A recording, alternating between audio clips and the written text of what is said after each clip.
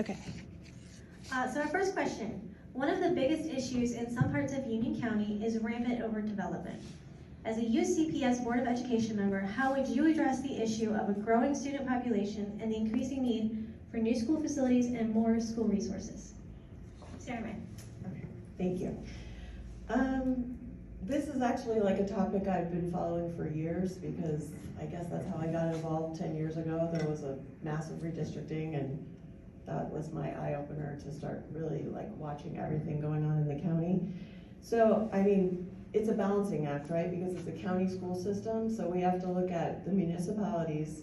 Some add more development than others, and you have to watch our demographer report to look at what the enrollment is looking like, because we don't want to inadvertently build something if it's not necessarily needed, you know, a couple of years later because the enrollment goes back down. If it's something temporary, we could add mobile classrooms. I personally do not support redistricting students. Our board has been basically trying to shift new development before anybody buys in it so that everyone's perfectly aware, you know, what school they're buying their home for. And that's just something that's been going on for several years, and I feel like that's helping. We are looking at a long-range plan, so we'll hear about that. I think it's at the end of March. And I mean, we're constantly keeping an eye on things. It's just difficult because some municipalities definitely have been adding a lot of high density quickly. So, yeah, but it's just like a little pet project of mine. I love following what's happening with all the municipalities. Besides being a board member, I just do it. But I guess that's what we have to do. We have to just keep a balancing act between what's coming, make sure we're not spending taxpayer money to build something that's not necessary if a couple years down the road the enrollment's declining. But then of course, if we need to build, that's what we have to plan for. Thank you. Linda Robinson. Yes, thank you. I am a child of the 70s and I grew up in Charlotte, and my parents had the no busing sign in the front yard. I know what it's like to get on the bus and drive for an hour or ride for an hour to another school, so definitely not fun.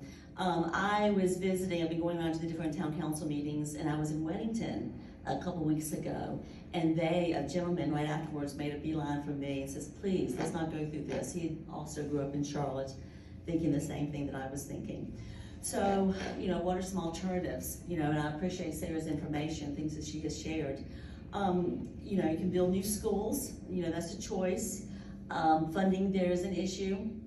You have to look at budgets. Of course, county commissioners, bonds, taxpayers get involved with that. Students will have to, either way, whether it's through redistricting or building the schools, students are going to have to relocate possibly to another school. I don't know. I don't know the answer to that. It's hard to know. As Sarah mentioned, each municipality is growing at a different rate. So that's just very hard to know. And I think it's just when things happen and looking at the information as it comes along, just being able to make those decisions the best that you can without disrupting the kids, because I think the kids need to stay at their original school if possible.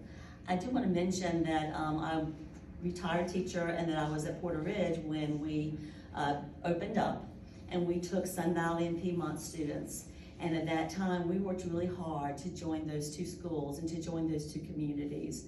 And I feel like we were very successful. With patience and perseverance, I think we were very successful in creating Porter Ridge Pirate Family. So that was good. You also mentioned resources, I believe, in this question too. You know, whether you're moving students around or whether you're building new schools, resources are an issue. And we just have to, because new students mean new resources.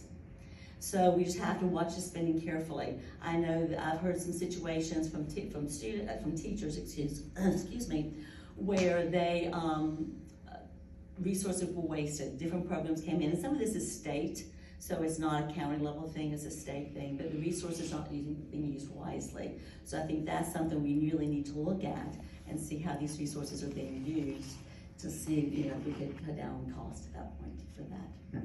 Thank you. Travis Cook. Well, if you go on the Union County Board of Education website, they have a research from McKibben demographic research that actually shows there is an 11% under capacity for the school district. In this research, it shows that the county has an aging population, increasing deaths, and shrinking birth rate.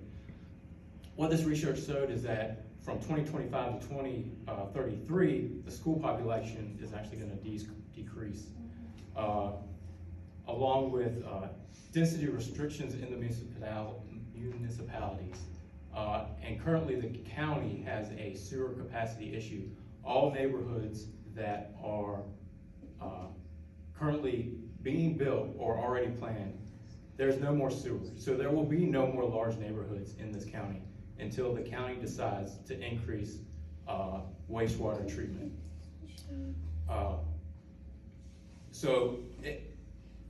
The issue of a rampant growth, yeah, there has been, but that's gonna stop because it's gonna take 2 to 3 years for large neighborhoods to be planned, be approved.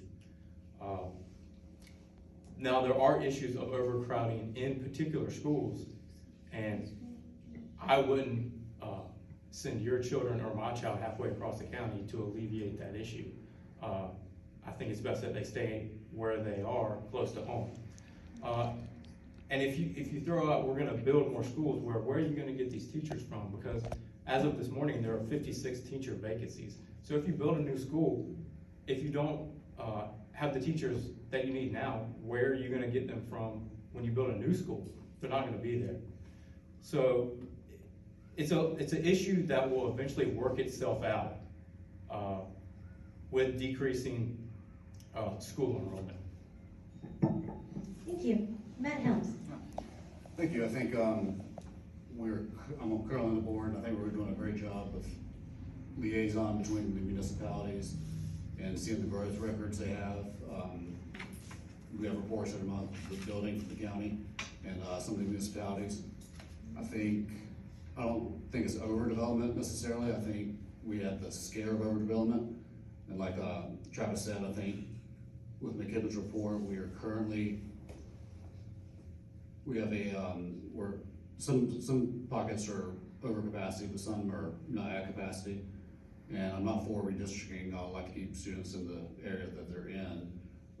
One of the main focuses I want to keep on is revitalizing the older high schools and the schools that we have. I don't think we need to build new schools right now at all. But continue to liaison between the municipalities and county and get the planning numbers from them and see what we need to do. The teacher shortages, I mean, that's the issue also, where I need to get the resources for them. So that's right now, we don't really need more schools, I don't think. Thank you.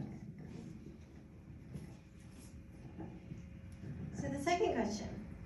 Transgender issues are at the forefront of our society. How would you address the issue of transgender identifying students wanting to utilize school bathrooms and locker rooms of their choice versus their biological sex?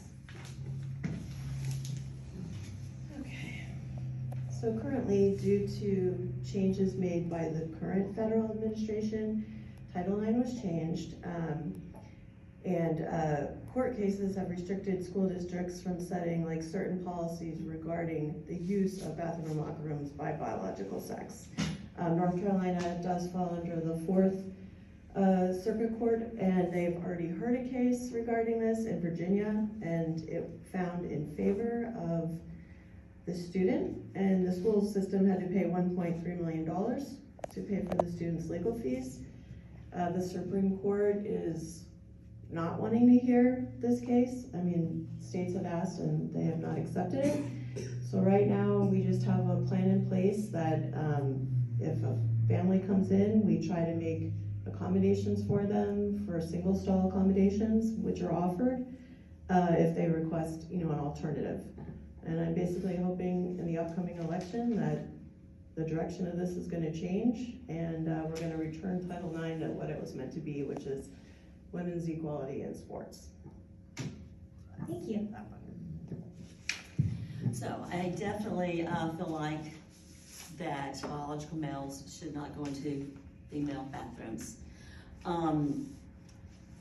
Because I believe that's unsafe. So, but what we have to realize that there is a world that we live in, that there are, maybe a world that some of us don't understand, but it is a world that we live in, and we need to provide for the safety, because the safety of all children are what's important, not just some. So even though we don't understand that world, and Sarah mentioned this, is just creating a safe space for all. And she mentioned just the single stall bathrooms. I know of one school that's going on with it now. Obviously there's more, as Sarah mentioned, but so they will have a single bathroom to be able to go into to help them feel safe. So, yes, thank you. Thank you. So I have a daughter, and I wouldn't allow someone else's child to be subject to something I wouldn't let my own daughter be subject to. And there is no way I would allow her to be put into a situation where she is a potential victim. Because there's 3 reasons, the way I see it, why people are trans. The first reason is they need psychological help because they're suffering for gender dysphoria. The second reason is they are narcissist, below average athletes that want a trophy. And the third reason is that they're predators and they want to put themselves in situations near their victim, because that's what a predator does. They lull you in and make you feel secure. And a bathroom is a closed-in space, and it only has one exit. And if you're going to make someone a victim, that's a good spot to do it, because you have a limited route for exit. And I'm not falling for the emotional manipulation of the gender cult, and I would vote to spend every last penny of the discretionary budget fighting them. Thank you. Yeah, Sarah mentioned it with the federal court cases with the transgender issue, with Title IX and everything. I think the single stall bathroom's the best option right now. I also have a daughter. I mean, certain situations you don't want to put your children in, or other kids that they're not comfortable in.